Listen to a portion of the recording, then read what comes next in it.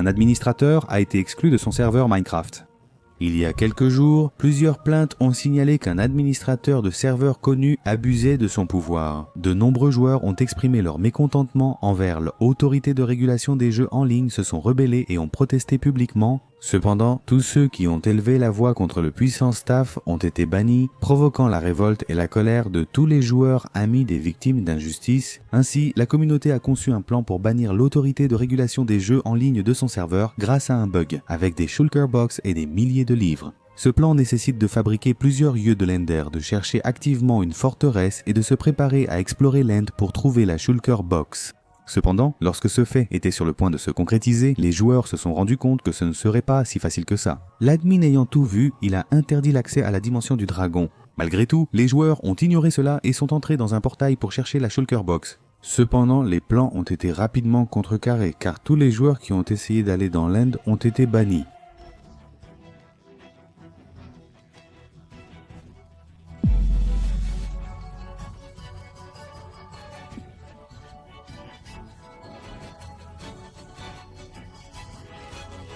À la réception de l'avertissement de bannissement, les joueurs ont immédiatement contacté l'administrateur en privé pour s'excuser et récupérer le thème. Ce n'était qu'une étape. Pour poursuivre le plan visant à bannir l'autorité de régulation des jeux en ligne, ils ne devaient pas être sur le serveur. Donc, d'une manière ou d'une autre, ils ont dû s'abaisser à demander le pardon de l'admin. À notre surprise, après une longue discussion, le staff a accepté et débanni tout le monde du serveur, à condition que tous les joueurs soient téléportés hors du The End. Ce bannissement inattendu a toutefois permis d'obtenir le succès d'être allé dans le The End, donnant un avantage sur les autres joueurs. Cela a fait naître l'idée suivante. Lorsque les joueurs retourneraient dans le End, personne sur le serveur ne le remarquerait puisqu'ils avaient déjà obtenu le succès et que le message n'apparaîtrait plus dans le chat. L'administrateur connaissait cette astuce et a donc envoyé son bras droit surveiller les joueurs en son absence sur le serveur. Ainsi, la communauté a dû trouver un moyen d'écarter ce nouveau bourreau. Ils ont vite trouvé un prétexte pour lancer un combat, joueur contre lui et ses amis. Durant la bataille, ils quitteraient le serveur, se connecteraient sur le compte principal et commenceraient à rassembler et fabriquer les matériaux nécessaires. Continuez à vous battre et à le distraire. D'accord, revenez. J'en ai un ici. Continuez. D'accord.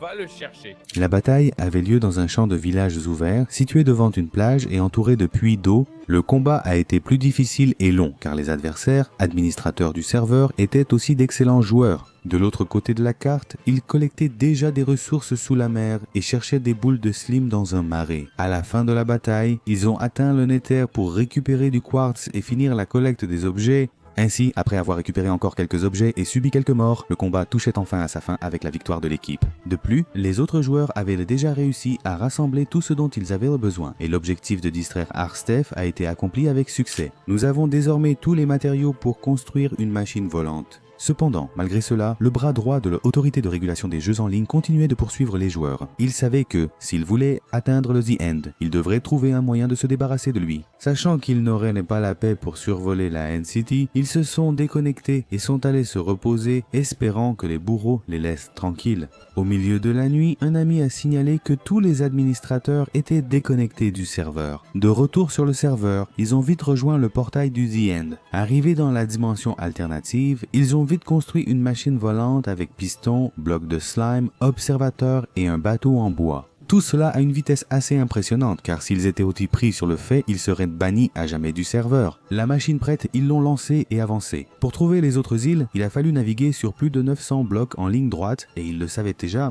Un membre du groupe a reproduit la seed du serveur via un logiciel, obtenant ainsi plus d'informations. Cela a permis de cartographier le jeu et d'identifier les emplacements exacts. Ils avaient déjà les coordonnées de la ville de l'Inde la plus proche, à des centaines de blocs. L'étape suivante était d'y arriver avant qu'un membre du staff ne se connecte et les surprenne. De longues minutes ont passé durant les 50 derniers blocs. En voyant l'île se dessiner, nous étions tendus, alors qu'il ne restait que quelques blocs à franchir. Le bras droit de l'autorité de régulation des jeux en ligne a surpris tout le monde en entrant sur le serveur, mais ils n'abandonneraient pas la mission facilement. Au moment où ils approchèrent de l'île, ils ont lancé la perle de l'End. Alors qu'elle survolait les cieux sombres du The End pour atteindre le sol, les joueurs ont ouvert le menu du jeu, et avant qu'ils ne tombent dans le vide, alors qu'ils étaient à quelques millisecondes de mourir, la perle donnerait la localisation. La perle de l'Under finit par toucher le sol de l'île et les téléporte là-bas. De cette façon, ils ont pu se déconnecter rapidement du serveur sans être vus. Non, ce n'est pas possible. S'il te plaît, s'il te plaît. Ah, mon Dieu. Ils devaient juste attendre que personne d'autre ne soit sur le serveur pour pouvoir y entrer à nouveau, et quand cela s'est enfin produit, ils sont entrés sur le serveur. Et ils ont même reçu le succès La Ville à la fin du jeu, obtenu lorsqu'on atteint la End City. Le message est apparu dans le chat, mais seuls ils s'en sont sortis. La stratégie de cette nuit-là était de rassembler tous les objets nécessaires pour fabriquer 6 coffres de Shulker. De cette façon, ils pouvaient être placés dans un coffre de l'Under pour être protégés de tout, et ils pouvaient alors retourner sur leur terre. La nouvelle mission serait de chercher des ressources pour fabriquer 162 objets et obtenir des plumes de poule. Aussitôt dit, aussitôt fait. Après avoir tout rassemblé, ils ont enfin pu commencer à mettre le plan à exécution. Il consistait en ceci. Certains serveurs Minecraft ne sont pas capables de supporter des données très lourdes, comme par exemple une grande quantité d'objets. Si quelqu'un prend un coffre de Shulker plein de livres et ouvre son inventaire, le serveur bugué pour ce joueur et le déconnecte automatiquement. S'il se reconnecte, tant que le coffre de Shulker plein d'objets est dans l'inventaire, il ne reviendra pas. Et juste pour préciser, ces livres ne sont pas n'importe quel livre. Chacun possède des dizaines et des dizaines de pages remplies d'écrits, ce qui les rend encore plus lourds. L'étape suivante consistait à trouver un moyen de placer le coffre de Shulker dans l'inventaire de l'autorité de régulation des jeux en ligne. Pour cela, le plan était de l'inviter à venir à la base pour effectuer un échange. Il disait posséder un coffre de ressources précieuses pour attirer son attention. Cependant, le coffre de Shulker serait posé au sol attendant qu'on passe, ouvre son inventaire et fasse tout bugger. Par précaution, tous les joueurs devaient s'assurer que leurs inventaires respectifs étaient remplis d'objets afin de ne pas ramasser le coffre par accident. De plus, ils ont dû cacher l'objet de manière très astucieuse afin qu'il ne soit pas vu par la victime. Et ensuite, il était temps de passer à l'action. Ils ont contacté l'autorité de régulation des jeux en ligne qui a accepté la visite par curiosité. Sachant le joueur déjà en route, ils ont installé le piège, mais un retard est survenu. L'une des programmations du serveur pour éviter les objets surchargés et par conséquent le lag sur la machine était de faire en sorte que ceux-ci deviennent invisibles. Chaque fois qu'il lâchait de l'appât ou touchait au piège, il était difficile de savoir où il était car il était invisible. L'équipe a essayé plusieurs fois mais toutes ont été vaines jusqu'à ce que l'admin arrive enfin. L'un des joueurs a essayé de le distraire en l'emmenant ailleurs pendant que ses amis réorganisèrent le piège. Ils ont finalement testé le bug avec l'entité invisible.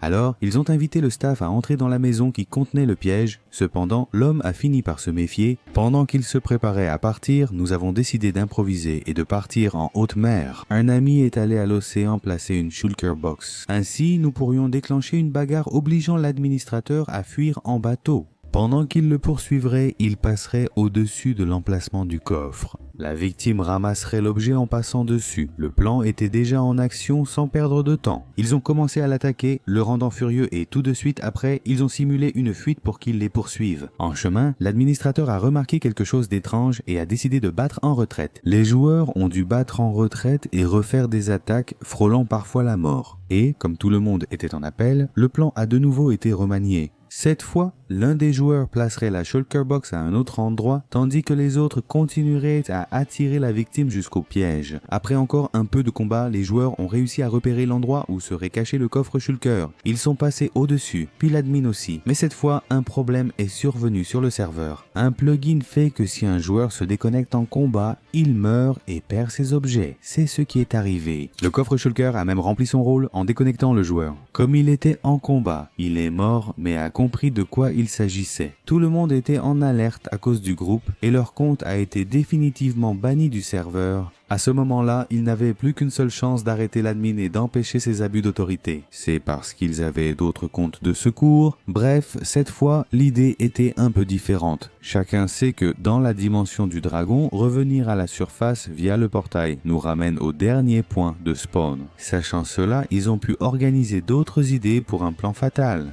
Bien que personne ne le sache encore, l'un des joueurs a réussi à obtenir des informations sur l'emplacement de la base de l'autorité de régulation des jeux en ligne. Lors de la dernière rencontre, ils ont remarqué qu'il venait du sud-est. Et, en calculant la vitesse moyenne à laquelle un joueur court, ils ont pu estimer qu'il se trouvait probablement à 6000 blocs dans cette direction. Après sa mort au combat, le staff a accidentellement partagé son écran de jeu, révélant l'emplacement précis de sa zone de réapparition. Sur l'image, la base de l'administrateur était sous une région montagneuse, entourée de grands arbres et de rivières. Grâce à la carte du serveur obtenue quelques jours plus tôt pour localiser les N-Cities, ils ont pu tracer approximativement l'itinéraire vers la base. Avec ces critères et exigences qu'ils avaient déjà établis, après une longue période de recherche, oui, ils ont finalement trouvé. À présent, ils avaient l'occasion parfaite de réussir leur ultime plan, bannir l'admin et libérer le serveur. Ce qu'ils allaient aussi faire maintenant, c'était déposer une shulker box à l'intérieur de la base de l'autorité de régulation des jeux en ligne et une autre à l'entrée du portail vers The End. Ainsi, quand le staff entrerait dans le portail ou reviendrait dans le monde normal, il tomberait forcément sur un coffre rempli d'objets, devenant très buggé et donc banni du jeu. Un coffre shulker était déjà dans sa maison. Cependant, les plans ont changé, car alors que les joueurs allaient placer une shulker box près du portail de la forteresse, le staff les a téléportés dans des zones inconnues de la carte pour les retarder et les surveiller. Pourtant, ils ont vite vu qu'il se déconnectait souvent du serveur, signe qu'il avait sans doute récupéré l'objet laissé à la base. Pourtant, son Minecraft semblait résister pendant quelques secondes. Il ne s'agissait pas d'une, mais de 3 shulker box, ce qui a complètement fait planter l'homme. Ainsi, pendant qu'un ami allait à la N-City chercher un coffre, un autre se rendait à la base de l'autorité de régulation des jeux en ligne pour déposer plus de livres et rendre le jeu du bourreau encore plus buggé. En traversant champs, rivières et mers, nous avons pris une potion d'invisibilité. Pendant que le staff était loin de là, le joueur est entré dans sa maison et a déposé une autre shulker box remplie d'objets. Ainsi, à son arrivée, la autorité de régulation des jeux en ligne est entrée chez lui pour récupérer une autre petite surprise. Il ne restait plus qu'un coffre à bannir définitivement. Ils ont attendu leur ami parti dans l'End chercher la dernière shulker box. Et voilà, le coup de grâce n'aurait lieu que le lendemain.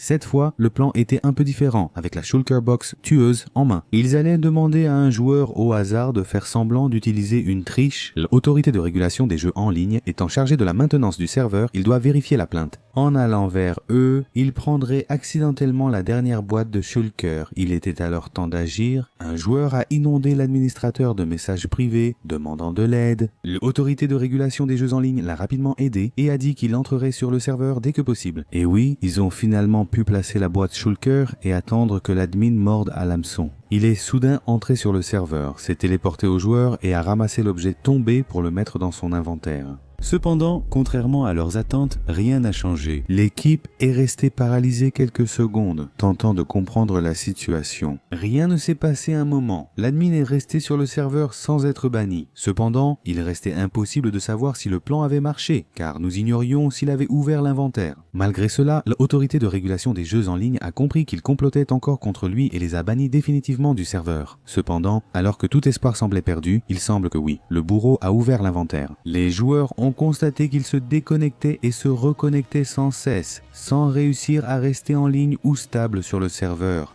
Ainsi, le travail fut accompli et la mission menée à bien. Un membre du staff abusé de son autorité a été exclu par une communauté soudée. Partage ton avis et dis-nous si tu as déjà tenté de bannir un ami. Ce bug est vraiment parfait pour ça. Suis-moi sur le site Violette, je suis en direct. Je fais des lives quotidiens. Regarde pour gagner des points échangeables en boutique. Abonnez-vous et visitez la chaîne 3.0 avec des vidéos presque tous les jours. Prenez soin de vous.